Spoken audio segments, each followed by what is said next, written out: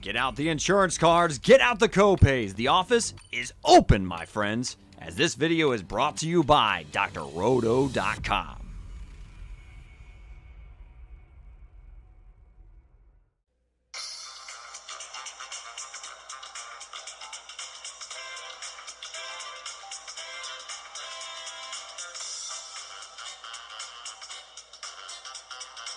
Welcome to Lou's Locks MLB DFS podcast. I'm Lou Landers.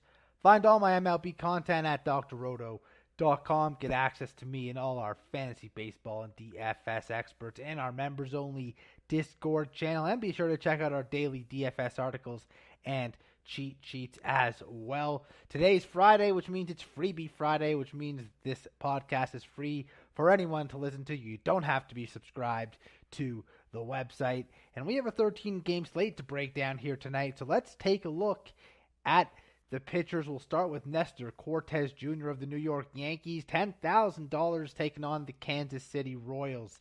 And I know the price seems a little crazy, but let's be real. Cortes has been one of the best starting pitchers in baseball so far this season. His success dates back to last season, too. He's allowed just 2 earned runs through his first 15 and 2/3 innings, has 25 strikeouts during that time. Opponents batting just 132 against him. A nice cushy matchup here tonight as well in a pitcher-friendly park in KC versus an offense who right now is one of the worst in Major League Baseball. 24th in runs per game, 25th in hits per game, 25th in homers, and 28th in OPS.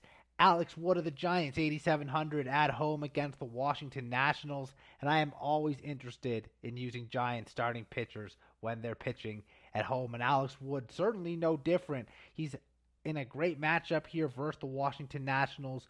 One of the worst teams in baseball so far this year. A team that ranks 26th in the league in runs per game, 23rd in hits per game, 27th in team OPS. And if you want to take this a step further here, Wood, last year, his first year with the Giants, his ERA was 70 points better at home in San Francisco. Batting average against, 78 points better in San Francisco. There is a distinct difference between how Wood pitches in San Fran versus anywhere else. So when he's at home, you want to use him. And when he's at home with a matchup like this, you definitely want to use him. Starting pitcher Dylan Bundy, 8,300 at the Tampa Bay Rays. And I feel a little queasy about this pick. Maybe it was that sushi I had last night. No, all joking aside, it's really just that Bundy is tough to trust.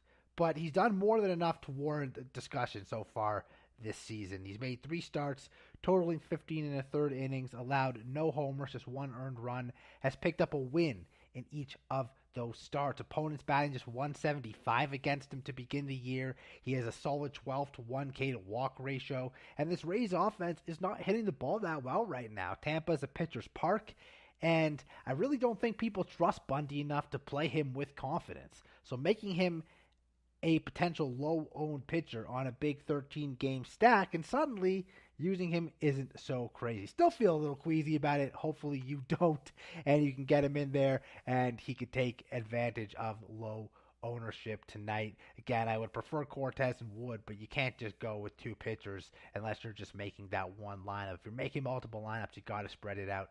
Aaron Nola is a little interesting tonight as well, coming off a good start.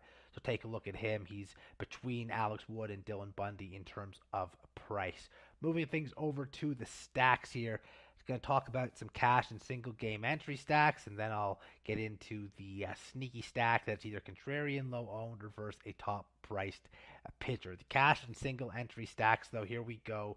We'll start with the Yankees taking on Kris Bubic in KC. Very ugly start to the season for Bubic.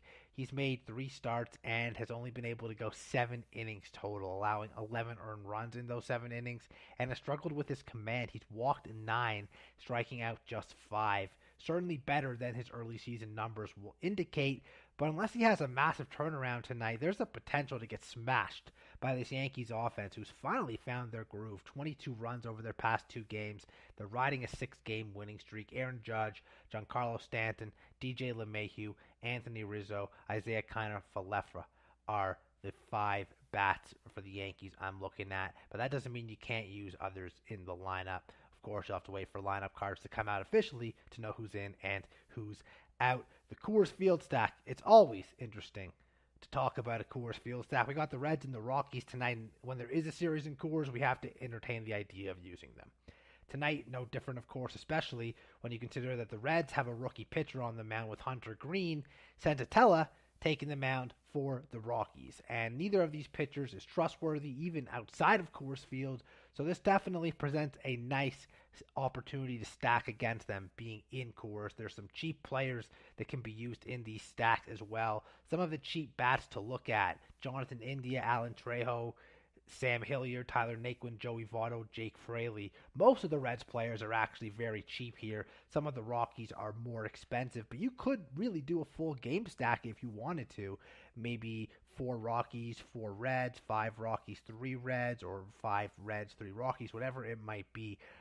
Again, the Reds honestly could even just be used. You could pick 3 of their cheap guys and then use expensive Yankees or expensive bats that you like. Or you can entertain using this next stack, the GPP contrarian stack, or versus a high price pitcher. And I'm going to look at the Los Angeles Angels of Anaheim. They're taking on Lucas Giolito, and typically it's not advisable to stack versus Giolito. He's a great pitcher. He's an ace. But that's why this is pretty damn contrarian. And the reason why I'm suggesting it, other than just to be contrarian, is that this Angels team has been on fire lately. They've won 5 straight games. They've scored the most runs in all of Major League Baseball this season. Trout, Ohtani, Walsh, Marsh, and the hot-hitting Taylor Ward are some of the bats you can take a look at for sure. Again, you're stacking against Giolito. It's not usually a recipe for success, but that doesn't mean it can't work tonight. Some people that win those big-time tourneys take down those tourneys with contrarian stacks, just like this one. So if you're playing cash or single entry, fine. Keep it safer. Go with the Yankees.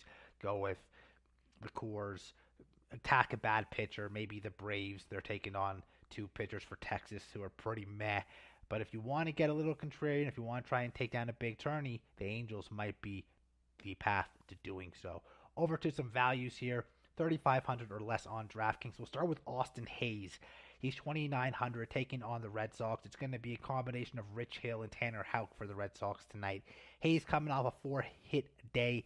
3 of those hits were for extra bases, and prior to that, he had at least 1 hit in 9 of 11 games. 5 of those games were multi-hit efforts, and if you listen to these shows all last season, you know I'm a huge Austin Hayes truther. He won me a bunch of money late in the season as a value play, and it's time for everyone to get on the Hayes train here while he remains cheap.